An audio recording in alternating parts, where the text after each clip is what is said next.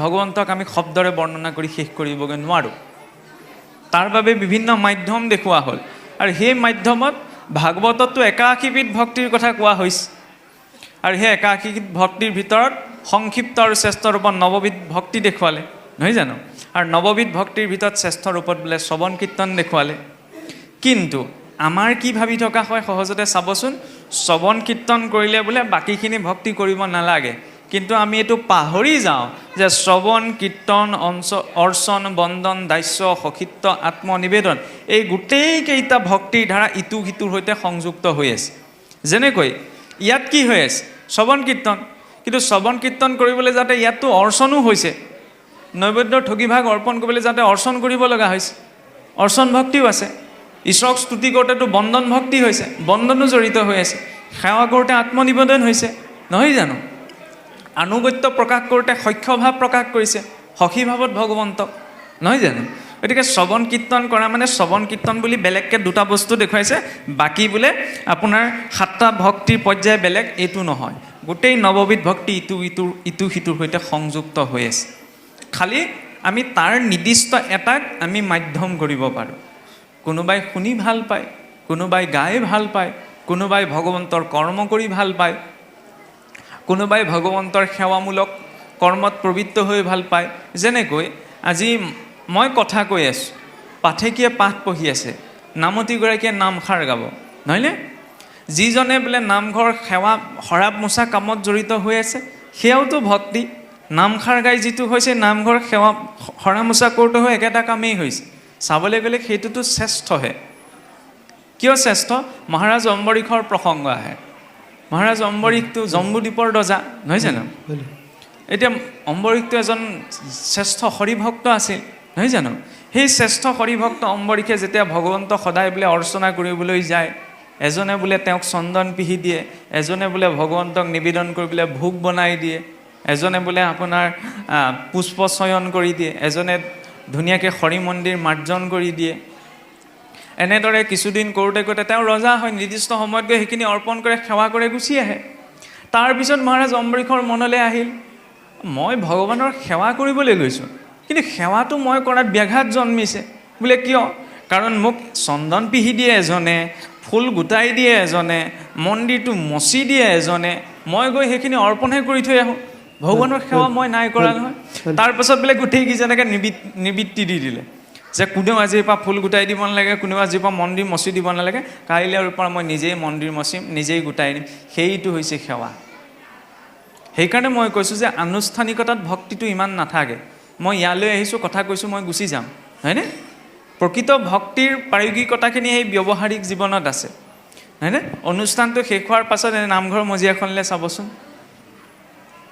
আমাৰ কেতিয়াবা কি হয়, এই ক'ৰবালৈ গ'লে বোলে আমুকৰ গাঁৱলৈ আহিছোঁ, ঢাৰিখন নিজেই পায়, আমুক গাঁৱৰ ৰাইজে পাৰি দিব, এনেকুৱাও কেতিয়াবা হৈ যায়। সেইটো নহয়, এইখন শৰীৰ গৃহ, নহয় জানো? ইয়াত সকলো সমান, ইয়াত সেইবাবে পৰিচয় দিয়া হয় ভকত বুলি, হয়নে? ইয়াত কোনো আপোন পৰ নহয়। আনুষ্ঠানিকতা এটা থাকিব, সেইটো স্বাভাৱিক কথা, কাৰণ আঁতৰৰ ব্যক্তি এজন ইয়ালৈ আহি পোনপ্ৰথমতে নিজেই ঢাৰিখন পাৰি নবহে, সেইটো স্বাভাৱিক কথা, কাৰণ তেওঁ অসহজ অনুভৱ কৰিব। সেৱকীজনে বা দায়িত্বত থকাজনে তেওঁ ধৰাখন পাৰি দিব, কিন্তু তাৰ তাৎপৰ্য এইটো নহয় যে কলৰ বাকলি এটা পৰি থকা দেখিছোঁ, এই আমাৰ নামঘৰ নহয় নহয়, মই গুচি আহিম। নামঘৰত যদি সেই কলৰ বাকলিটো পেলাই দিছোঁ, মই তুলি নিয়াটো মোৰ দায়িত্ব।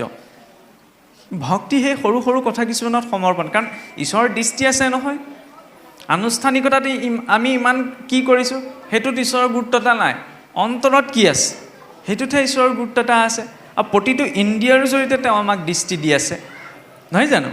আৰু মায়াত বদ্ধ হ'বলৈ গ'লে এতিয়া মাৰ্কণ্ডেয়ৰ উপাখ্যানটোৱেতো প্ৰমাণ। মাৰ্কণ্ডেয় শিশু অৱস্থাতে ভগৱানৰ মায়া দৰ্শন কৰিব বিচাৰিছিল ন। সেই মায়া দৰ্শন কৰিবলৈ যাওঁতেই মাৰ্কণ্ডেয়ৰ কেনে অৱস্থা সৃষ্টি হৈছিল। সেই চকুৰ পলকতে জগতৰ গোটেই তিনিওটা প্ৰলয় দেখা পাইছিল, যে খণ্ড প্ৰলয়, নিত্য প্ৰলয় আৰু মহাপ্ৰলয়। এই প্ৰলয়ৰ কথা ভাগৱতৰ প্ৰায় কেইটা স্কন্ধত আহিছে, বুজিছেনে? আপোনাৰ দ্বাদশতো আছে প্ৰলয়ৰ কথা, তৃতীয়টো আছে, চতুৰ্থটো আছে, একাদশতো আছে। ইমান প্ৰলয়ৰ কথা ভাগৱতত বাৰে বাৰে কিয় ৰিপিট হৈছে বাৰু? কাৰণ যেতিয়ালৈকে ধ্বংসটোক আমি নেদেখোঁ তেতিয়ালৈকে তাত সৃষ্টিৰ কথা ভাবিব নোৱাৰোঁ। আৰু সেই ধ্বংসটো হৈছে বাস্তৱিকতা। সংসাৰত একো স্থায়ী নহয়, প্ৰলয়ে হৈছে সত্য।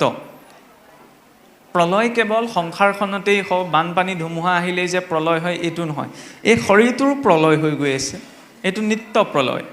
লাহে লাহে আয়ুস কমি কমি গৈ আছে ন। এতিয়া 1 মিনিট পাৰ হ'ল কাৰণে জীৱনৰ 1 মিনিট পাৰ হৈ গ'ল। সেইকাৰণে চাবচোন আমাৰ সংস্কৃতিত জন্মদিন পালন কৰাৰ আগতে বৰ বিশেষ ব্যৱস্থা নাছিল।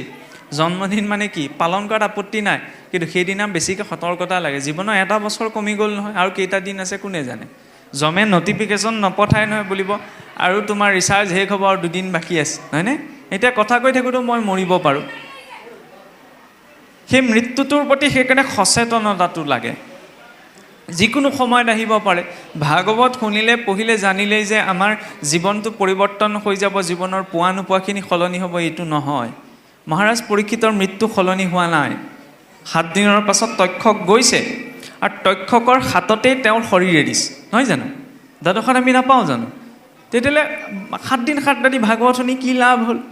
তক্ষকৰ হাততে যদি মৰিব লগা আছিলে, নহয় জানো? আমি ভাবি থাকোঁ নাযাওঁ ভাগৱত পঢ়িলে বোলে গ্ৰহদুখ কালদুখ দৈৱদুখ খণ্ডন হৈ যাব। ভুল কথা। ভাগৱত গ্ৰহদুখ কালদুখ দৈৱদুখ খণ্ডন কৰিবলৈ আমাক দিয়া হোৱা নাই। গ্ৰহদুখ দৈৱদুখ কালদুখ খণ্ডন কৰিবলৈ বেলেগ ব্যৱস্থা আছে। প্ৰহ্লাদ চৰিত্ৰ পাঠ, গজেন্দ্ৰ উপাখ্যান পাঠ গ্ৰহদুখ কালদুখ খণ্ডন কৰিবলৈ নহয়, পাঠ কৰিব লাগে। কিয়? তাৰ পৰা দেখুৱাইছে কি সেই ধাৰাটো জীৱনত প্ৰয়োগ কৰিবলৈ। কিন্তু আমাৰ কি হয়, পাঠ কৰিলেও যেনিবা ভকতে পঢ়িলে আশীৰ্বাদ দিয়া সময়তহে আমি উপস্থিত হওঁগৈ, বাকীখিনি সময়ত কি গাইছে দৰকাৰ নাই নহয়। তাৰপিছত আশীৰ্বাদ লৈ মই লাভ নাই নহয়। শ্ৰৱণ কীৰ্তনৰ সম্পূৰ্ণ ফলভাগী কৰিবলৈ ঈশ্বৰে কৃপা কৰক, নহয়নে? এই কথাটোত আৰু এটা চিন্তা, এদিন কোনোবা এটা অনুষ্ঠানত এই কথাষাৰ কওঁতে এজনে ক'লে, বুজিছেনে, গৃহস্থই বোলে কেনেকৈ শুনিব? গৃহস্থই শুনিবলৈ ধৈৰ্যটোও পাব লাগিব নহয়। মোকে ক'লে আপোনাৰ নিচিনা ভকতক আলপৈচান ধৰিবলৈকে বোলে গৃহস্থ ব্যস্ত হৈ থাকিব লাগে। কথাটো নোহোৱাও নহয় নহয়, হয় নে নহয়? গৃহস্থই কিবা এটা অনুষ্ঠান পাতিলে যেনিবা ভকতে নাম কীৰ্তন বা পাঠ পঢ়ি আছে, গৃহস্থ ব্যস্ত হৈ থাকিব লাগে আলপৈচান ধৰিবলৈ। সমস্যাটো সেইখিনিত নহয়। ভকতৰ আলপৈচান ধৰিবলৈ সকলো সময়তে লাগি নাথাকে, ইষ্টমিত্ৰ কুটুম্বৰ। সেইকাৰণে কিবা এটা ভগৱন্তৰ অনুষ্ঠান যেতিয়া আমি কিবা এটা পাতোঁ, লাগিলে আধা ঘণ্টা 10 মিনিট 15 মিনিট বাবেই হওক, সেইখিনি সময়ত সকলো একে স্থানতে বহি তাক শুনাৰ প্ৰয়োজন, নহয়নে? সেইকাৰণে সকলো বস্তু নিৰ্দিষ্ট সময় অনুসাৰে হ'ব লাগে, নহয় জানো? বোলে এইটো সময় এইকণ সময় শুনিমেই, তাৰপিছত আৰু সকলো সময়তে শুনি থকাও সম্ভৱ নহয়, আৰু সেইটো মই নকওঁৱেই। 24 ঘণ্টাটো কোনেও বহি নাথাকে, সম্ভৱেই নহয়। 24 ঘণ্টা বাদ দিয়ক, 2-3 ঘণ্টাই সকলোৰে পক্ষে সম্ভৱ নহয়, কাৰণ সময়ৰ লগত আমাৰ জীৱনটো চলি আছে। কিন্তু যিকণ সময় বহা গৈছে, যিকণ সময় দিয়া গৈছে, সেইকণ সময় যাতে একান্ত ভাৱত হওক, যাতে একাত্ম হ'ব পাৰোঁ কথাখিনিৰ সৈতে, তেনেদৰে বহিব লাগে, লাগিলে 1 মিনিটেই হওক। এতিয়া চাওক, সেই পিংগলা বেশ্যাৰ কথা কৈ থাকোঁতে যেতিয়া লাহে লাহে সেই পিংগলা বেশ্যাই নিজৰ শৰীৰটোৰ নশ্বৰতাৰ কথা অনুভৱ কৰিছিলগৈ, যে শৰীৰটো, যিটো শৰীৰৰ বাবে মই সকলো ধৰ্ম কৰ্ম চিন্তা বাদ দিলোঁ, নিজৰ শৰীৰটোকেই ব্যৱসায়ৰ মাধ্যম কৰি পেলালোঁ, আজি সেই শৰীৰটোৱে মোৰ আটাইতকৈ ডাঙৰ শত্ৰু হৈ পৰিল। আৰু তেতিয়া সেই চিন্তা কৰোঁতে কৰোঁতে সেই পিংগলা বেশ্যাৰ তেওঁৰ মনত বোলে বৈৰাগ্য আহিছিল, আৰু সেই শিক্ষাটো ঋষি অৱধূত দত্তাত্ৰেয়ে তেওঁৰ পৰা লৈছিল। সেইবাবে সেই পিংগলা বেশ্যাকো গুৰু বুলি ক'লে। কম ডাঙৰ কথানে? সেইকাৰণে ভক্তি মাৰ্গত কেৱল শাস্ত্ৰ পঢ়িয়ে শিকিম এইটো নহয়। আৰু চাওক, ভাগৱততো যদি আমি প্ৰসংগবিলাক চাওঁ, ক'তো তুলনা দিয়া হোৱা নাই। আজি ভক্ত কি প্ৰহ্লাদ হওক, ভক্ত ধ্ৰুৱ হওক, মহাৰাজ অম্বৰীশ হওক, মহাৰাজ আপোনাৰ এইফালে বসুদেৱ হওক, কিয় নাৰদদেৱে গোটেইকেইটা প্ৰসংগত আছে। কিন্তু কোনোটো প্ৰসংগত নাৰদদেৱে এনেকৈ কোৱাগৈ নাই বোলে, হেৰা প্ৰহ্লাদ তুমি এনেকৈ কৰা, তোমাৰ নিচিনা আগতে এজন ভক্ত হৈ গৈছে ভক্ত ধ্ৰুৱই এনেকৈ কৰিছিল, নাই কোৱাগৈ। কিন্তু চাবলৈ গ'লে ক'ব লাগিছিল প্ৰেৰণাটো পাবলৈ, নহয়নে? অম্বৰীশৰ আগতো ক'বগৈ পাৰিলেহেঁতেন, তোমাৰ আগতো এনে শ্ৰেষ্ঠ ভক্ত হৈ গৈছে। পিতামহ ভীষ্মকো ক'ব পাৰিলেহেঁতেন, বা বসুদেৱকো ক'ব পাৰিলেহেঁতেন, নাই কোৱাগৈ। কিয় নাই কোৱা জানেনে? যেতিয়া তুলনাটো নিজৰ স্থিতিতকৈ শ্ৰেষ্ঠজনৰ পৰা লোৱা যায়, তেতিয়া আলস্য উপজে। কেনেকৈ আলস্য উপজে? কথাটো ঠিক এনেকুৱা, কলেজত প্ৰফেচাৰজনে কিবা এটা টপিক পঢ়ুৱাই আছে, পঢ়াই থাকোঁতে মই ইমান গুৰুত্ব, মই যেনিবা ছাত্ৰ হিচাপত তাত উপস্থিত আছোঁ, মই কি ভাবিম? মই বুজি নাপালোঁ যেনিবা পঢ়াওঁতে, মই এইটো ভাবিম তেওঁ প্ৰফেচাৰ মানুহ হয়, তেওঁ সেইকাৰণে ইমান সলসলীয়াকৈ কথাখিনি ক'ব পাৰিছে, বুজিব পাৰিছে। মই ষ্টুডেণ্ট, তেওঁৰ নিচিনাকৈ মই নোৱাৰোঁ নহয়। প্ৰথমতে স্বীকাৰ কৰিলোৱে ন, তেওঁ যিটো লেভেলত কৈছে মই তেওঁ লেভেলটোলৈ যাব নোৱাৰোঁ। প্ৰথম স্বীকাৰ কৰি দিয়াই হ'ল। তাৰ ফলত মই সেই গোটেই কনচেপ্টটো ভালদৰে আয়ত্ব কৰিব নোৱাৰোঁ। কিন্তু মই যেনিবা 3rd চেমত পঢ়ি আছোঁ, সেই একেটা কথাই যদি মই 1st চেমৰ ষ্টুডেণ্ট এটাৰ মুখৰ পৰা শুনিব লগা হয়, তেতিয়াহ'লে মোৰ মনত ক্ৰিয়া কৰিবনে? 3rd চেমত পঢ়ি পেলাই মই যিটো কথা বুজা নাই, 1st চেমতো এই কথাটো ধুনীয়াকৈ বুজিছে, সেই কথাটো স্থায়ী হ'ব, হাড়ে হিমজুৱে সোমাই যাব বুলিব। ইমান 1st চেমত আহি ধুনীয়াকৈ ইমান এই কথাটো বুজিব পাৰিলে মই 3rd চেমলৈকে পঢ়ি বুজিব নোৱাৰিলোঁ। কিন্তু প্ৰফেচাৰজনে ক'লে আকৌ মই গইনা ল'ম, তেওঁ প্ৰফেচাৰ মানুহ। সেইকাৰণে তুলনাটো যেতিয়া শ্ৰেষ্ঠজনৰ পৰা লোৱা যায়, তাত আলস্যটো উপজে। ভাগৱতত সেইকাৰণে তুলনা দিবলৈ যাওঁতে সংসাৰত মনুষ্যৰ স্থিতিতকৈ তথাকথিত ৰূপত নিম্ন বুলি ভবা প্ৰতিটো বস্তুৰ প্ৰসংগ আহিছে। ক'ৰবাত তৃণদালিৰ কথা কৈছে, ক'ৰবাত গছজোপাৰ কথা কৈছে, ক'ৰবাত পানীৰ কথা কৈছে, ক'ৰবাত অগ্নিৰ কথা কৈছে, নহয়নে? তথাকথিত এইবিলাক বস্তুকতো আমি নিজতকৈ নিম্ন বুলি ভাবোঁ, নহয় জানো? গাহৰিটোৰ কথাও কৈছে, গাহৰিটোৰ পৰাও শিকিব লগা আছে। বোলে গাহৰিটোৰ নিচিনা শ্ৰৱণ হ'ব লাগে, সেইটো শুকৰৰ শ্ৰৱণ বুলি কয়। গাহৰিটোক আৰু ভাল বস্তু খাবলৈ দিলেতো সেইটো গাঁতটোলৈ যাবই, নহয় জানো? শ্ৰৱণৰ এইটোও এটা প্ৰকাৰ, শুকৰৰ শ্ৰৱণ। আৰু ভাল কথা কৈ থাকিলেও মানে লাভ নাই, গৈ থৈ আকৌ একেটা গতিলেই যাব। এটা আছে বলধৰ শ্ৰৱণ, শুনোতে ঠিকে আছে। বলধ গৰুটো যেনেকৈ হাল বাওঁতে আপোনাৰ ধৰি লওক যেনিয়ে যাবলৈ গৈ সি তেনি গুচি যায়, তাৰপিছত ঘৰত বন্ধাহি পাছত তাক যিহকে দিয়ে তাকে আৰু একো বাজ বিচাৰ নকৰে, সি খাইহে যায়। গতিকে এইটো কৰ সেইটো কৰ বোলে চব কৰিব, কিন্তু যেতিয়া আপোনাৰ কিবা এটা বিচাৰৰ সময় আহিব তেতিয়া আৰু একো বিচাৰ নকৰে, ধাহি মুহি চব একাকাৰ কৰি পেলাব। সেইকাৰণে সেইটোও হ'ব নালাগে। মাছৰ দৰে হ'ব, মাছে কাপ কাপ কৰি পানীত নাথাকে ন, পানীত থাকিও যেতিয়া কাপ কাপ কৰি থাকে, তেতিয়াহ'লে আমি এই জীৱনটো পাইছোঁ, মুখেৰে শব্দ উচ্চাৰণ কৰিব পাৰিছোঁ, নাক কাণ চকু মুখ অন্ততঃ আমাৰ ভালে আছে। গতিকে এই সকলো ঈশ্বৰমুখী কৰিব লাগে। এই সকলো ঈশ্বৰৰ বাবেই দিয়া হৈছিল। সৃষ্টি বৰ্ণনাত এইখিনি বৰ সুন্দৰকৈ প্ৰসংগ আহে যে এই জগতত যি 3টা পৰ্যায়ত প্ৰলয় হয়, এটা নিত্য প্ৰলয়, খণ্ড প্ৰলয় আৰু মহাপ্ৰলয়। নিত্য প্ৰলয় জগতখনত সদায় হৈয়ে আছে। ব্ৰহ্মাদেৱৰ 1/2 বছৰ বয়সত খণ্ড প্ৰলয় হয়, আৰু মহাপ্ৰলয় সমস্ত জগত নষ্ট হৈ যায়।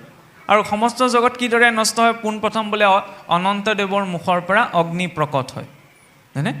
অগ্নি প্ৰকট হয়, আৰু সেই অগ্নিয়ে বোলে সমস্ত জগতক জাহ জোৱাই পেলায়। ইয়াৰ পাছত অগ্নি প্ৰৱেশ কৰে বোলে জলত, জল প্ৰৱেশ কৰে বায়ুত, বায়ু প্ৰৱেশ কৰে আকাশত, আকাশ প্ৰৱেশ কৰে প্ৰকৃতিত, আৰু প্ৰকৃতি প্ৰৱেশ কৰে পুনৰ নাৰায়ণত। এতিয়া আপোনাৰ মোৰ চাওকচোন, ইয়াত পিণ্ডে তৎ ব্ৰহ্মাণ্ডে, যিদৰে জগতখন অগ্নিত শেষ হয় বুলি কোৱা হৈছে, আমাৰ শৰীৰটোৰ অন্ত্যেষ্টি ক'ত আচৰণ হয় বাৰু? অগ্নিত হয়, নহয়নে? হয়নে নহয়? অন্ত্যেষ্টিক্ৰিয়া কিহত আচৰণ হয়? অগ্নিৰ জৰিয়তে। আমি তামোল পাণ এটাও আগ কৰিবলৈ হওঁতে চাকি গছ নজ্বলাকৈ নকৰোঁ। আমি কওঁহে গুৰুবন্তী বুলি, কিন্তু সেই গুৰুবন্তী গছ কেতিয়া সক্ৰিয় হয়? যেতিয়া তাত অগ্নি প্ৰজ্বলিত হয়। কিছুৱে ক'বলৈ বেয়া পায়, সেইকাৰণে মানে পাকে পকাৰে পুনাই থৈ দিয়ে, কিন্তু প্ৰকৃততে অগ্নিহে সাক্ষী। অগ্নিক ঈশ্বৰৰ নেত্ৰ বুলি কোৱা হৈছে। সেইকাৰণে চাকি গছ নজ্বলাকৈ আমাৰ কোনো মাংগলিক কৰ্ম কৰা নাযায়। চাকি গছ নজ্বলাকৈ কোনোবাই কিবা এটা কৰ্ম কৰি দেখাওক, নকৰে। কিয় নকৰে? কাৰণ অগ্নি সাক্ষীৰ ৰূপত আছে। অগ্নিক ঈশ্বৰৰ নেত্ৰৰ লগত তুলনা কৰা হৈছে। সকলোৰে দ্ৰষ্টা হয়, আৰু অগ্নি সৰ্বত্ৰে ব্যাপ্ত হৈ আছে। কাঠতো আছে, বাঁহতো আছে, খৰিতো আছে, মানুহৰ ভিতৰতো আছে, নহয় জানো? সকলো বস্তুতে অগ্নি আছে। ঠিক জগতৰ ধ্বংস যিদৰে অগ্নিত হৈছে, এই সূক্ষ্ম ব্ৰহ্মাণ্ডৰূপী শৰীৰটোৰ নষ্ট সেই অগ্নিতেই হ'ব। 19ৰ দশকত আইনষ্টাইন নামৰ এজন পদাৰ্থ বিজ্ঞানী, সকলোৱে শুনিছে, তেওঁ এটা সূত্ৰ দিছিল পদাৰ্থ বিজ্ঞানে, ক্ষমা কৰিব, E=mc², মানে ভৰক কিদৰে শক্তিলে ৰূপান্তৰ কৰিব পৰা যায়। আৰু একমাত্ৰ আপোনাৰ মোৰ সংস্কৃতিতে সেইটো ব্যৱস্থা আছে, যিটোত এটা ভৰযুক্ত শৰীৰক নিমিষতে শক্তিলে ৰূপান্তৰ কৰিব পৰা যায়। সেইটো হৈছে অগ্নিৰ দাহ সংস্কাৰ। ঠিক তেনেদৰে জগতৰ আৰম্ভণিতো অগ্নি আছে। যেতিয়া মহানাদ বিস্ফোৰণ হৈছিল, তাৰ পৰা এক প্ৰচণ্ড উত্তাপ প্ৰকট হৈছিল, তাতো অগ্নি আছে। আৰু জীৱ যেতিয়া মাতৃগৰ্ভত প্ৰথম সৃষ্টি হয় শৰীৰটো, তেতিয়াও অগ্নি আছে। মাতৃগৰাকীৰ যেতিয়া যথৰাগ্নি প্ৰাপ্ত নহয়, তেতিয়ালৈকে গৰ্ভ বিকাশ সম্ভৱ নহয়। সৃষ্টিৰ আদিতো অগ্নি আছে, সৃষ্টিৰ শেষতো অগ্নি আছে। আৰু যাই হওক, এতিয়া এই মহাপ্ৰলয়ৰ ক্ৰমটো আমি কিদৰে চাব পাৰোঁ? অগ্নি জলত প্ৰৱেশ কৰে বুলি কোৱা হৈছে, নহয়নে? এতিয়া খেৰৰ দম এটা দম কৰি থোৱা থাকিলে কিমান ডাঙৰ হৈ থাকে, নহয় জানো? তাত জুই লগাই দিলে তাৰ সেই স্থূলতাটো নাথাকে নহয়। স্থূলৰ পৰা সূক্ষ্ম, সূক্ষ্মৰ পৰা অব্যক্ত, এইটো হৈছে সৃষ্টিৰ ক্ৰম। আৰু অব্যক্তৰ পৰা সূক্ষ্ম, ক্ষমা কৰিব, স্থূলৰ পৰা সূক্ষ্ম, সূক্ষ্মৰ পৰা অব্যক্ত, এইটো হৈছে ধ্বংসৰ ক্ৰম, মহাপ্ৰলয়ৰ ক্ৰম। আৰু অব্যক্তৰ পৰা সূক্ষ্ম, সূক্ষ্মৰ পৰা স্থূল, এইটো হৈছে সৃষ্টিৰ ক্ৰম। ক্ৰমত অগ্নিয়ে কি কৰিব? সেই স্থূল পিণ্ডটোক জ্বলাই স্থূল আৰু সূক্ষ্ম দুটাৰ ওপৰত ভাগ কৰি দিব, নহয় জানো? স্থূল আছিল, সূক্ষ্মলৈ কেনেদৰে যাব? অগ্নি ক'ত প্ৰৱেশ কৰিব? জলত, অৰ্থাৎ পানী। জ্বলি যোৱা খেৰখিনিত যদি পানী ঢালি দিওঁ আৰু সংকোচন ঘটি আহিবনে নাহে? আৰু সেই অগ্নি, ক্ষমা কৰিব, জল বাষ্পীভূত হৈ ক'লৈ যায়? বায়ুমণ্ডললৈ যায়। অগ্নি প্ৰৱেশ কৰিব জলত, জল প্ৰৱেশ কৰিব বায়ুত, বায়ু ক'লৈ যাব? আকাশলৈ। আকাশ মানে ওপৰত দেখি থকাখন আকাশ নহয়। আমি কওঁ ন ভগৱান ক'ত আছে? ওপৰত আছে। ভুল দিশত দেখুৱাওঁ, ভগৱান ওপৰত নাই। এইটো ঊৰ্ধ্ব দিশ নহয়, ঊৰ্ধ্ব দিশ হৈছে পূব দিশটো। কেনেকৈ? আমি এইটো পঢ়িবলৈও পাইছোঁ, সূৰ্যটো মাজত আছে নহয়নে? তাৰ চাৰিওকাষে পৃথিৱীখনে পৰিভ্ৰমণ কৰি আছে। পৃথিৱীৰ উত্তৰ মেৰুতো মানুহ নাথাকে, দক্ষিণ মেৰুতো মানুহ নাথাকে। মানুহখিনি পৃথিৱীৰ এই ছাইডতহে আছে, নহয় জানো? যেতিয়া আমি আঙুলিটো টোৱাইছোঁ আকাশলৈ ওপৰটো বুলি, এইটো ওপৰ হয় জানো? নহয়, ঊৰ্ধ্ব দিশ হৈছে পূব দিশটো। পৃথিৱীত থাকি আমি যিটো পূব দিশ বুলি কওঁ, মানুহে কয় বোলে পূব দিশত সূৰ্য উদয় হয় কাৰণে আমি সেইফালে ভগৱানৰ উপাসনা কৰোঁ। সেইটো সূক্ষ্ম ব্যাখ্যা, সেইটো সৰু ব্যাখ্যা। আচল সত্যটো হ'ল কি, পূব দিশত আমি কিয় উপাসনা কৰোঁ? কাৰণ পূব দিশটো মহাকাশত হৈছে ঊৰ্ধ্ব দিশ, আৰু আমি জীৱনতো ঊৰ্ধ্বগতি বিচাৰোঁ। এই যে শৰীৰটো বিচাৰোঁ, উপনিষদতো সেইবাবে কোৱা হৈছে উত্তিষ্ঠত জাগ্ৰত প্ৰাপ্য বৰান নিবোধত, যে উঠা, জাগ্ৰত হোৱা আৰু শ্ৰেষ্ঠ গতি প্ৰাপ্ত কৰা। ঊৰ্ধ্ব দিশটো হৈছে এই পূব দিশটো। আৰু যাই হওক, এতিয়া সেই আকাশ মানে কি? ওপৰত দেখি থকাখন আকাশ নহয়। আকাশ মানে হৈছে শূন্য অৱস্থা, শূন্য অৱস্থা য'ত একো নাই। শূন্য মানে তাত একো নাই, সেইটোৱে ভাবোঁ। কিন্তু তাত ভৌতিক জগতৰহে একো নাই, তাত অভৌতিকতা আছে, যিটো অভৌতিকতা আমি ইন্দ্ৰিয়ই বুজিবগৈ নোৱাৰোঁ।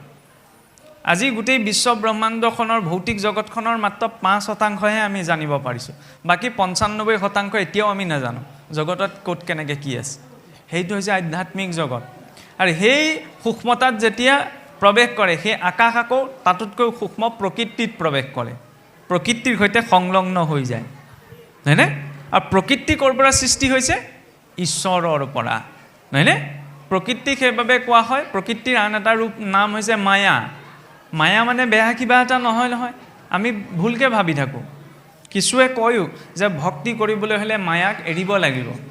মায়াক এৰা সম্ভৱেই নহয়, অন্ততঃ যেতিয়ালৈকে শৰীৰটোৰ ভিতৰত জীৱ আছে। কাৰণ এই শৰীৰটো হৈছে মায়াজনিত। মহাপুৰুষেচোন ঘোষাত লিখিছেই ন, যে ব্ৰহ্মাদেৱৰ পৰা আৰম্ভ কৰি ব্ৰহ্মা আদি কৰি জীৱ যত, ব্ৰহ্মাকে প্ৰমুখ্য কৰি যত জীৱ সংসাৰত আছে, সেই সকলো জীৱ মায়া সজ্জাত শয়ন কৰি আছে। সংসাৰত যেতিয়ালৈকে আছে সকলো জীৱ মায়াৰ সংসাৰত আছে। আৰু মায়া হৈছে ঈশ্বৰৰ তিনিটি শক্তি আছে। এটা হৈছে তটস্থ শক্তি, এটা হৈছে বহিৰংগা শক্তি, এটা হৈছে অন্তৰংগা শক্তি। তটস্থ শক্তি হৈছে জীৱসকল। ঈশ্বৰৰ তটস্থ শক্তি বুলি জীৱসকলক জনা যায়, অংশভূতা। অন্তৰংগা শক্তিয়ে হৈছে ৰাধা বা লক্ষ্মী, যাক ঈশ্বৰৰ আহ্লাদিনী শক্তি বুলি কোৱা যায়। আৰু বহিৰংগা শক্তি হৈছে মায়া, আৰু সেই মায়াই হৈছে প্ৰকৃতি। ভগৱন্ত প্ৰত্যক্ষ ৰূপত মায়াৰ সংস্পৰ্শলৈ নাহে, সেইবাবে তেওঁ মাধ্যম লৈ কাৰ? এই বহিৰংগা শক্তিৰ, যাৰ জৰিয়তে তেওঁ জগতখন নিৰ্মাণ কৰে। আৰু সেই মায়াৰূপী প্ৰকৃতি মহাপ্ৰলয়ৰ সময়ত ক'ত লয়প্ৰাপ্ত হৈ গৈ? নাৰায়ণৰ শৰীৰত। আৰু তেতিয়াই নাৰায়ণে অনন্ত কালৰ বাবে তেওঁ যোগ নিদ্ৰা গ্ৰহণ কৰে। নিদ্ৰাই হৈছে সেই সুপ্ত অৱস্থা, অব্যক্ত অৱস্থা, যি অৱস্থাত স্থান কাল সকলো তত্ত্ব এক ব্ৰহ্মতে লয়প্ৰাপ্ত হৈ থাকে। সদৈৱ সৌম্য ইদমগ্ৰ আছিত একমেৱ অদ্বিতীয়ম। এতিয়া সৃষ্টিৰ সেই আদি অৱস্থাত যেতিয়া সেই প্ৰকৃতিও নাৰায়ণত সুপ্ত হয়গৈ, তেতিয়া জগতৰ স্থিতিত একমাত্ৰ এক ব্ৰহ্মই বৰ্তি থাকে, যি কথা ভাগৱততো আপোনাৰ তৃতীয়টো বৰ্ণনা কৰা হৈছে। আৰু এই মাৰ্কণ্ডেয়ৰ ভগৱত মায়া দৰ্শনত মাৰ্কণ্ডেয় যেতিয়া মহাপ্ৰলয়ৰ মায়া বালমুকুন্দৰ লীলা দৰ্শন কৰিছিল, তাতো স্বপ্নাবিষ্ট ৰূপত দেখা পাইছিল যে নাহি জল নাহি স্থল নাহিকে আকাশ নাহি মহাবায়ু চন্দ্ৰ সূৰ্যৰ প্ৰকাশ একেশ্বৰে আছো মই আদি নিৰঞ্জন সৃষ্টিও নাহিকে মুত নকৰে শুভন। যে সেই অৱস্থাত জল স্থল মহাবায়ু একোৰে স্থিতি নাই, একমাত্ৰ আদি নিৰঞ্জন ৰূপত সেই ব্ৰহ্মই বৰ্তি আছে। আৰু যেতিয়া তেওঁৰ ভিতৰত সংকল্প জাগ্ৰত হয় যে মই বহু হওঁ, সেইটো হৈছে প্ৰত্যেক জীৱনৰ। আমি বহুতে ভাবোঁ ন, ঈশ্বৰে ইমান এখন বিৰাট সৃষ্টি কিয় প্ৰকট কৰিলে? চাবলৈ গ'লে প্ৰশ্নটো বহুত গভীৰ আৰু তাৰ উত্তৰটো বহুত গভীৰ যেন লাগে, কিন্তু তাৰ উত্তৰ আপোনাৰ মোৰ জীৱনতে সোমাই আছে। মানুহে নিজৰ সংসাৰ ধৰ্মত কিয় প্ৰবৃত্ত হয়? যেতিয়া ব্যক্তিৰ ওচৰত সাধন থাকে, তেতিয়া তেওঁ সেই সাধনক প্ৰয়োগ কৰে কৰ্ম কৰিবলৈ। ঈশ্বৰৰ ওচৰত সামৰ্থ্যতা আছে জগত সৃজন কৰাৰ, গতিকে তেওঁ জগতক সৃজন কৰিছে। কিন্তু কেৱল ইচ্ছা মাত্ৰকে নহয়, প্ৰথম তাত আহিছে সংকল্প। সেইকাৰণে আমি যিকোনো কাম কৰাৰ আগতে প্ৰথম সংকল্পটো লওঁ। সংকল্পটো লোৱাৰ পাছতহে তাত কাৰ্যত ৰূপায়ণ কৰা হয়। ঈশ্বৰে যেতিয়া সংকল্প কৰিছে যে একোহম বহুশ্যাম, যে ময়েই বহু ৰূপত বিচাৰিত হৈ এই সংসাৰখনৰ নিৰ্মাণ কৰোঁ, আৰু সেই সংকল্প সিদ্ধিৰ বাবে তেওঁৰ অন্তৰত সুপ্ত হৈ থকা মহামায়াৰূপী প্ৰকৃতিক প্ৰথম প্ৰকট কৰিছে। আৰু সেই প্ৰকৃতিক প্ৰকট কৰিয়ে ঈশ্বৰে দৃষ্টি নিক্ষেপ কৰিয়ে ঈশ্বৰৰ কটাক্ষে দেৱী ভৈলা গৰ্ভৱতী প্ৰকৃতিৰ পুত্ৰ ভৈলা মহত উৎপত্তি মহতৰো তিনি পুত্ৰ ভৈলা অনুপাম সাত্বিক ৰাজস তামসিক অহংকাৰ। ঈশ্বৰৰ যেতিয়া কটাক্ষ দৃষ্টিতে এই তিনি প্ৰকাৰৰ প্ৰথম মহত্তত্ব সৃষ্টি হৈছে, আৰু মহত্তত্বৰ পৰা তিনি প্ৰকাৰৰ অহংকাৰ সৃষ্টি হৈছে, সাত্বিক অহংকাৰ, ৰাজসিক অহংকাৰ, তামসিক অহংকাৰ। এতিয়া অহংকাৰ বুলি ক'লে আমি পটককৈ বেয়া বুলি বুজোঁ ন, অহংকাৰ দম্ভ দৃশ্য, কিন্তু অহং অবিহনে সৃষ্টিও নাই হোৱা, হয়নে? এতিয়া অহং শব্দটো বেয়া নহয়, কিন্তু আমি সাধাৰণতে অহং শব্দটো বেয়া ক্ষেত্ৰত প্ৰয়োগ কৰি সেইটো বুলি ক'লে আমি বেয়া কিবা এটাহে বুজোঁ। আৰু অহংটো তেতিয়ালৈকে পৰিত্যাগ কৰা সম্ভৱ নহয় যেতিয়ালৈকে প্ৰকৃতিক লংঘন কৰিব পৰা নাযায়। অৰ্থাৎ প্ৰকৃতিৰে সৃষ্টি কৰা এই জগতখনক যেতিয়ালৈকে এৰিব পৰা নাযায়, তেতিয়ালৈকে অহংটো এৰ নাখায়। তামসিক ৰূপতো অহংকাৰ থাকিব পাৰে। তামসিক ৰূপত অহংকাৰ থাকিলে কি হয়? গুৰু গোসাঁই একো নামানে, নহয় জানো? আৰু ৰজোগুণত যদি অহংকাৰ থাকে, তেতিয়াহ'লে গুৰু গোসাঁই মানিলেও কি হয়? অভিমান থাকে, নহয়নে? সেই অভিমানটো অন্য যিকোনো ক্ষেত্ৰত নহ'লেও পদ মৰ্যাদা ইত্যাদিলৈ হ'ব পাৰে। সেইটো হৈছে ৰজোগুণীয়া অহংকাৰ। আৰু সত্যগুণতো অহংকাৰ থাকিব পাৰে, সেইবাবে সত্যগুণযুক্ত অহংকাৰকো দেখুৱাইছে। সত্যগুণত কেনেকৈ? বোলে মই বোলে ভাল বস্তু খাওঁ, বেয়া বস্তু নাখাওঁ, ভাল কথা কওঁ, বেয়া কথা নকওঁ, মই বোলে শাস্ত্ৰ পঢ়োঁ, ঠিকে আছে, এই সকলো সত্যগুণৰ কাম। কিন্তু এই তিনিওটা সৎকৰ্মত থাকিও মোৰ অহংকাৰ উপজিব পাৰে। বাকী চব মিছা, বাকী সকলোৱে বোলে বেয়া বস্তু, কথা এটা কৈছোঁ, বাকী সকলোৱে বোলে বেয়া বস্তু খায়, মইহে ভাল বস্তু খাওঁ, নহয়নে? এইটো অহংকাৰ আহিব পাৰে। কোনেও বোলে একো ভকতি কৰিব পৰাই নাই, মইহে শাস্ত্ৰ পঢ়ি বুজিছোঁ, বোলে মইহে সময় দিব পাৰিছোঁ, এইটো অহংকাৰ, এইটো সাত্বিক অহংকাৰ। সেইকাৰণে জৰুৰী নহয় যে গুৰু গোসাঁই নমনাজনহে অহংকাৰী হ'ব, গুৰু গোসাঁই মনাজনো কেতিয়াবা অহংকাৰী হয়। সেইবাবে অহঙৰ এই তিনিওটা পৰ্যায় দেখুৱাইছে। আৰু এই তিনিওটা অহঙৰ পৰা কি কি সৃষ্টি হৈছে? সত্যগুণৰ অহংকাৰৰ পৰা বোলে 14জন দেৱতা। সেইকাৰণে দেৱতাসকল সত্যগুণৰ অধিকাৰী বোলে। ৰজোগুণৰ পৰা ইন্দ্ৰিয়বিলাক বোলে, 5টা কৰ্মেন্দ্ৰিয় আছে নহয়, আপোনাৰ ভৰিটো, হাত দুখন, মুখখন, লিংগ আৰু গুহ্য, এই পাঁচোটা কৰ্মেন্দ্ৰিয় বুলি কোৱা হৈছে। আৰু পাঁচটা জ্ঞানেন্দ্ৰিয় আছে নহয়, চকু দুটা, কাণখন, নাকটো, জিভা আৰু ছাল, আৰু মনটো লৈ ল'লে একাদশ ইন্দ্ৰিয়। এই একাদশ ইন্দ্ৰিয় প্ৰকট হৈছে বোলে ৰজোগুণৰ পৰা। সেইকাৰণে চাবচোন ইন্দ্ৰিয়বিলাক ৰজোগুণ প্ৰধান। চকুৱে পটককৈ বেয়াটো দেখে, সেয়া লাগিলে মানুহৰ ভিতৰতেই হওক, সমাজতেই হওক, আন ক'ৰবাতেই হওক, চকুৱে কেতিয়াও পোনপ্ৰথম ভালটো নেদেখে। চকুৱে সদায় বেয়াটোকে চাবলৈ বিচাৰে বা বেয়াটোকে দেখে। নাকে বেয়া গোন্ধটো পটককৈ পায়। চাবচোন ভেকেটকৈ গোন্ধ এটা পটককৈ পাব, ভাল গোন্ধটো আকৌ নাপায় সহজে। কাণেৰে বেয়া কথাটো ক'লে কাণেৰে নুশুনাজনেও শুনে, ভাল কথাটো ক'লে আকৌ নুশুনে, নহয়নে?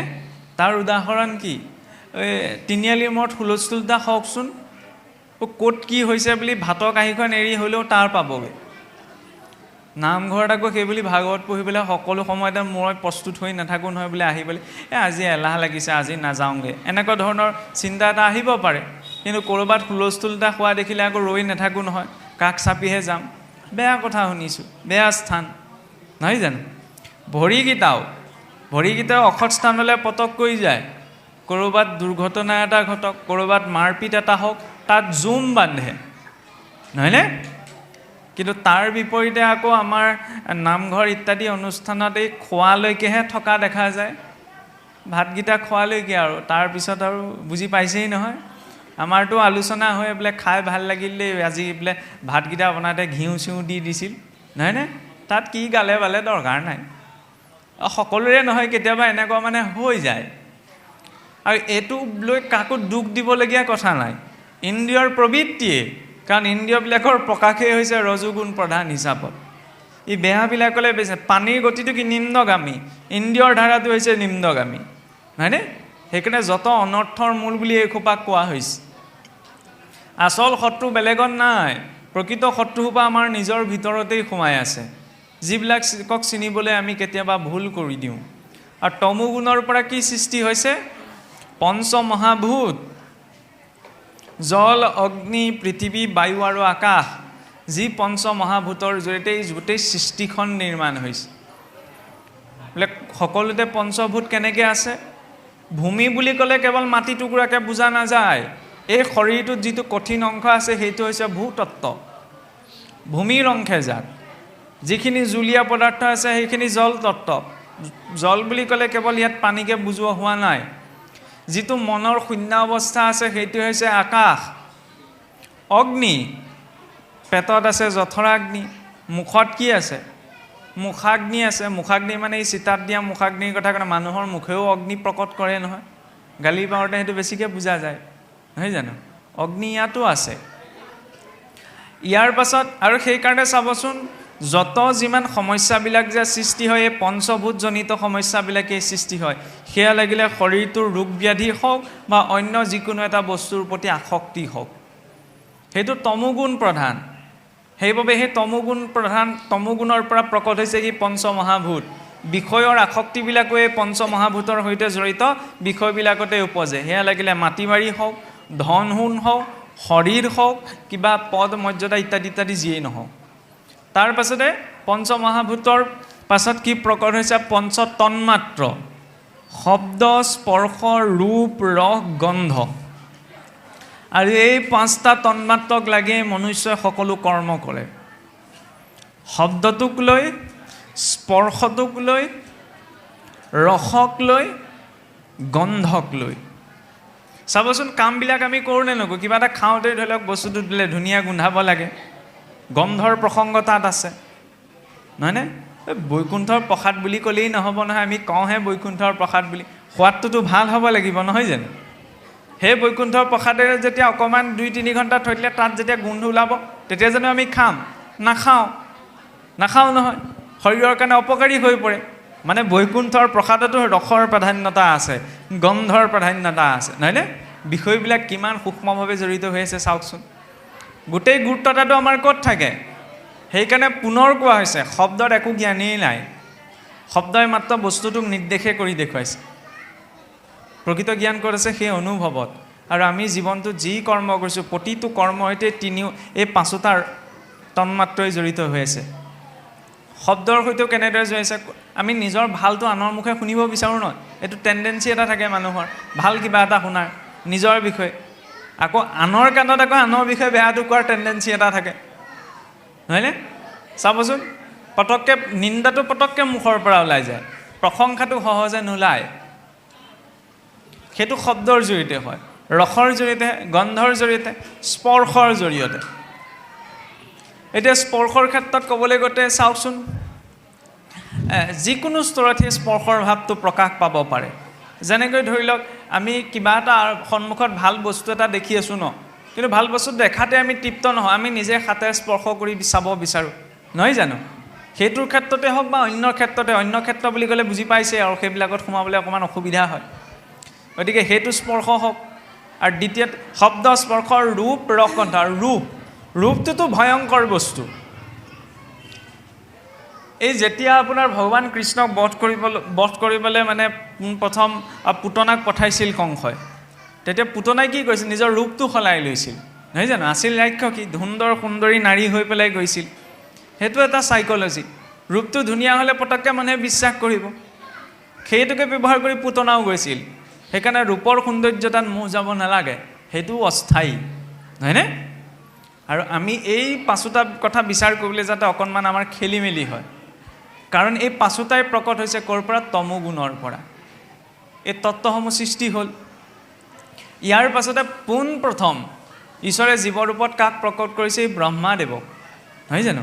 ব্ৰহ্মাদেৱক সৃষ্টিৰ সেইবাবে প্ৰথম জীৱ বুলি কোৱা হৈছে। আৰু সেই ব্ৰহ্মাদেৱে সৃষ্টি আৰম্ভ কৰে। সৃষ্টি আৰম্ভণিতে পোনপ্ৰথমতে পঞ্চপৰ্ব অবিদ্যা, তাৰপাছত সনকাদি সিদ্ধসকল, তাৰপাছত নাৰদদেৱৰ পাছত ভ্ৰুযুগৰ পৰা একাদশ ৰুদ্ৰৰ প্ৰকট হৈছে। তাৰপিছত ভৃগু, পুলহ, পুলস্ত, অত্ৰি, অংগিৰা, ক্ৰতু আদি 9জন প্ৰজাপতি। কিন্তু সেই নৱ প্ৰজাপতিটোতো সৃষ্টি বৰ্ধন হোৱা নেদেখি ব্ৰহ্মাদেৱে নিজৰ সংকল্প শক্তিৰে সোঁ অংশৰ পৰা স্বয়ম্ভূৱ মনু আৰু বাওঁ অংশৰ পৰা দেৱী শতৰূপাত প্ৰকট কৰিছে। সেইবাবে মনুষ্যৰ আদি পিতা বুলি মনুক কোৱা হয়। মনু উৎপন্নাদিতি মনুষ্য, নহয়নে? আমাৰ সকলো শাস্ত্ৰতে সেইটো কথাই কোৱা হৈছে যে মনুৰ ভৱ, মনুষ্য হোৱা, নহয়নে? আমি ক'বলৈ গ'লে আমাৰ ধৰ্মটোৰ নাম হিন্দু ধৰ্ম, নহয় জানো? হিন্দু শব্দটো এটা তাৎপৰ্য আৰু গুণবাচক শব্দ, নহয়নে? কিন্তু আন্তৰিক ৰূপতো আমাক কি উপদেশ দিয়া হৈছে? মনুৰ ভৱ, যে মনুষ্য হোৱা। কিন্তু আমি মনুষ্য হ'বলৈ গুৰুত্ব এটা নিদিওঁ, বাকীবিলাক হ'বলৈহে চেষ্টা কৰোঁ। যেতিয়া মনুষ্য হ'বলৈ গুৰুত্ব এটা দিয়ে, তেতিয়া ঈশ্বৰক দৰ্শন কৰাৰ দুটা দৃষ্টিকোণ আছে।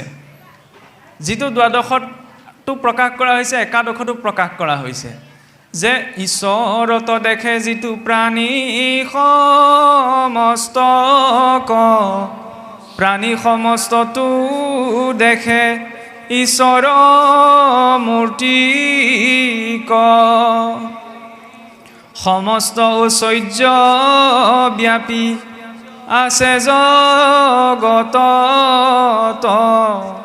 হেন যেন দেখে সিটো মহাভাগৱত। যে ঈশ্বৰত দেখে যিটো সমস্ত প্ৰাণীক, এইটো ভাগৱতৰ প্ৰথম দৃষ্টিকোণ।